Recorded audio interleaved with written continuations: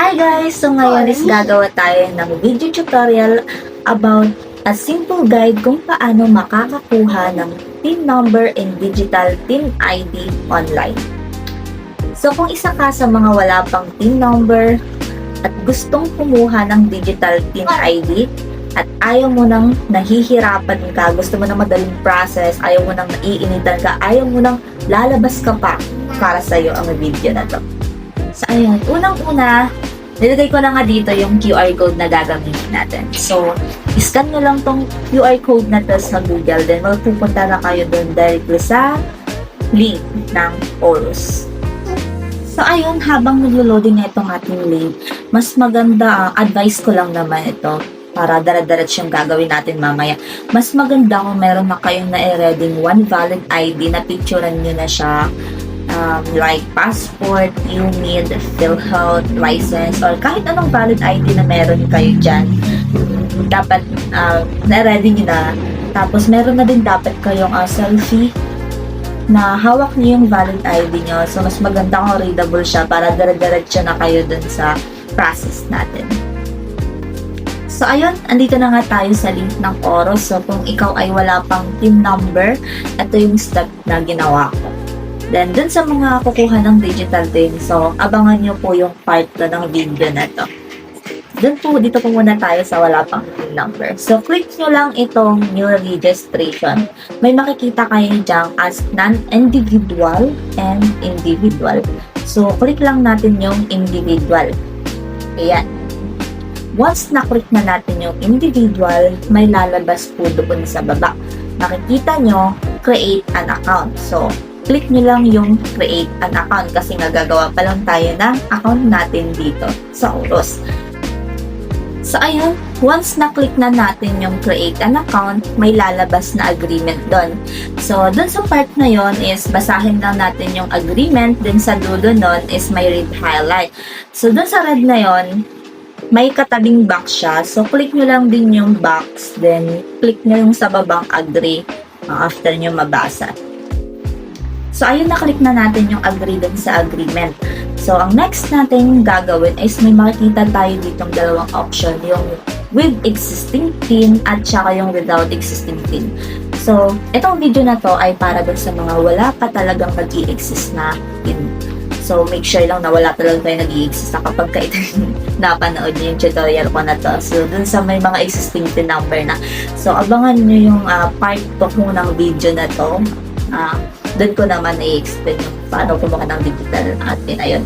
So, yun, i-click lang natin yung without existing TIN para dun sa mga wala talaga. Then, once na-click natin yan, ayan, na-click natin to. May makikita kayo dyang babasahin nyo yun. May nag-pop up dyan na may nagpa-pop up dyan. May babasahin nyo yan. Make sure nakalagay dyan na dapat wala talaga kayo nag-i-exist na TIN. Yan. Pagka nabasa nyo na yan, click nyo lang yung I agree. Ayan. Ayan. Na-click na natin yung I agree. So, mapuproceed naman na tayo dito sa user type. May nakikita kayong user type. May choices doon. Hanapin nyo lang yung get TIN for Filipino citizen. Then, click nyo lang yun. Ayan. Click nyo lang yun.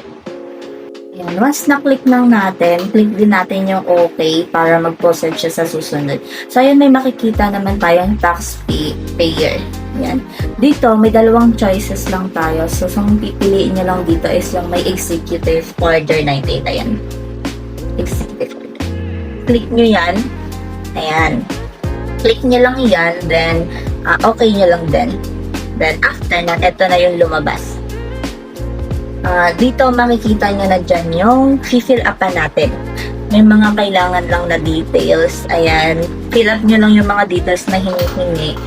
Ayan. So, ayan. Once done na kayong mag-fill up ng hinihingi details, may makikita kayong password dyan. So, since gagawa pa nga lang tayo ng account dito sa Orus, kailangan din natin gumawa ng password. So, ay, create lang din kayo ng sarili niyong password. Then, once done na kayong magawa ng password, may makikita kayo dun ng ayan, may nakikita kayo yung I am not a robot. Click nyo lang yan, then may mga din doon sa I am not a robot, may mga iba puzzle doon, may lalabas doon, then Pag okay na kayo, click nyo lang yung register sa baba. So, ayan, pagka-click natin ng register, mababalik tayo din sa homepage ng Chorus. So, dito sa part na to, mag-aantay lang tayo ng email. Mag-i-email si Chorus dyan sa'yo. May nakalagay doon sa email na verify. Ayan, ito yung email. Email para sa akin. Ito na yung ginamit kong sample. So, click lang natin yung verify doon sa email. Then, mababalik ulit tayo doon sa link ng Chorus. Ayan. Once na-verify na natin siya, pwede na tayong mag-login gamit yung provide nating email at yung password na create natin dun sa Chorus. Ayan. Ito yung sample. Ayan. Email, lagay nyo lang dito yung email nyo at saka yung password na ginawa nyo dun sa Chorus account nyo. And once na lagay nyo na yung email and password nyo, pwede na kayong mag-login. And once naka-login na kayo, mapupunta kayo sa homepage ng Chorus.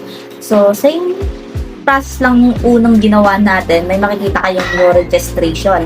Doon sa part ng new registration, ayan, dyan sa part ng new registration na to,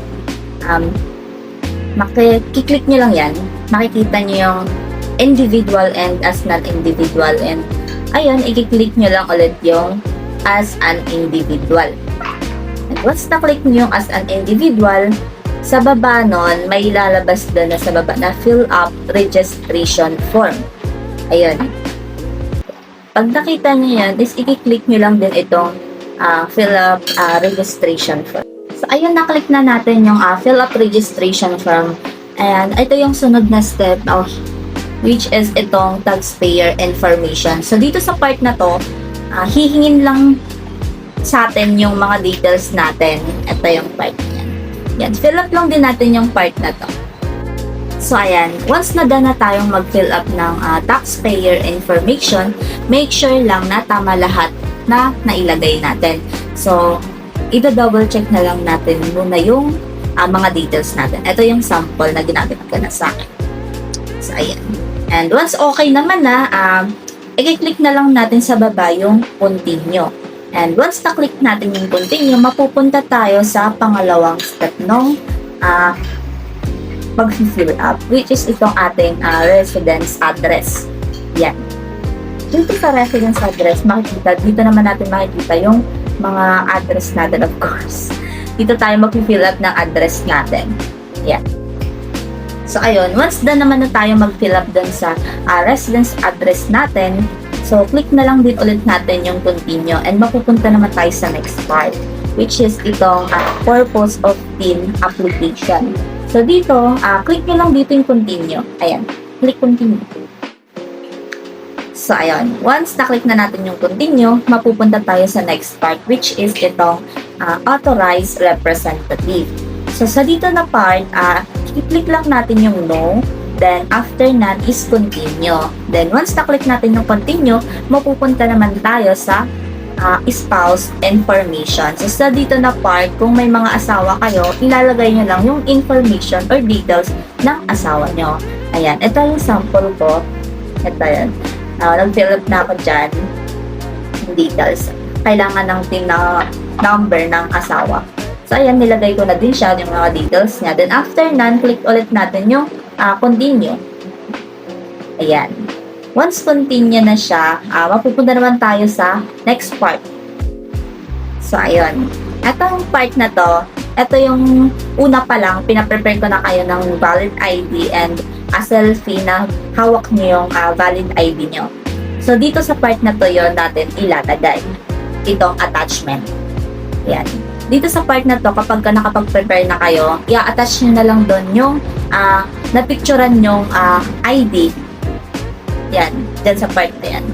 Then, hinihingi din dito yung selfie picture na hawak nyo yung ID nyo. Ayan, i-attach nyo lang din dyan kung nakapag-prepare na kayo. So, kung hindi pa naman kayo nakapag-prepare ng part na yun, meron naman siya yung camera part. So, dun sa pwede nyo lang siyang on the spot, pwede kayo mag-picture. Kaya, yung una pa lang, in-advise ko na mag-prepare kayo ng ID. Ayan. Then, kung if married naman kayo, meron part dito na kailangan ng married certificate. Ayan. Diyan, i-attach nyo lang din siya dyan. Ayan. Then, after nun, once nakapag-attach na kayo lahat ng hinihinging attachment, click nyo lang din yung continue. Ayan. So, ayun. Once okay na tayo sa attachment, papupunta tayo sa part na to, which is itong summary. So, dito sa summary part, makikita nyo, nandiyan na lahat ng details na fill up nyo mula at simula. So, doon dito sa part na to, i-check nyo sa lahat. Di ba, na-check nyo na yung una, pero dito, i-check nyo pa lahat, double-checking lahat tayo. Ayan. Make sure na tama lahat ng inilagay nyo para wala tayong aberya na makukuha pagdating ng kailangan talaga natin ng number. Dito sa part na to, i-check nyo lang siya yung details nyo. Then, makikita nyo doon sa baba, may naka-red ulit, naka-red na nakasulat doon sa baba. Basahin mo lang siya, then i-tick nyo lang yung mga box doon sa gilid. Ayan. Yung mga box dyan sa gilid, i-tick nyo lang yan. So, ayun, once okay naman na, click lang yung submit application nung nandyan sa baba. And once na-click na natin yung submit application, may magpa-pop up na message.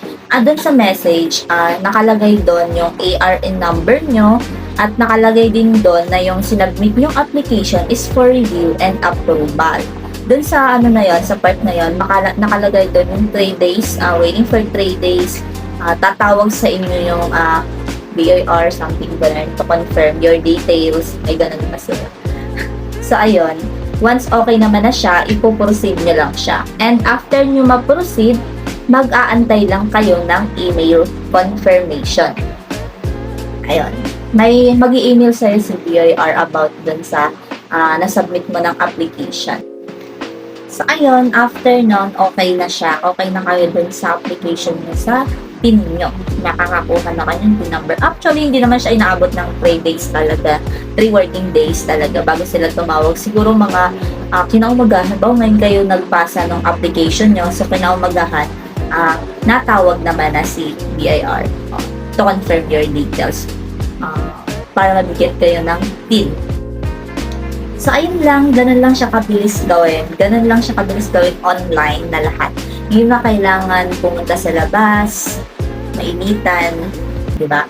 Ganun lang siya kabilis online. So, follow mo na lang itong ginawa kong video. Then, mapupunta ka na sa next part. Yun. Di ba? Okay na siya. Then, after nun, kapag may mga tanong kayo, comment nyo na lang below. Ayan. Tatry kong sasagutin lahat. Ayan. Thank you! Bye-bye!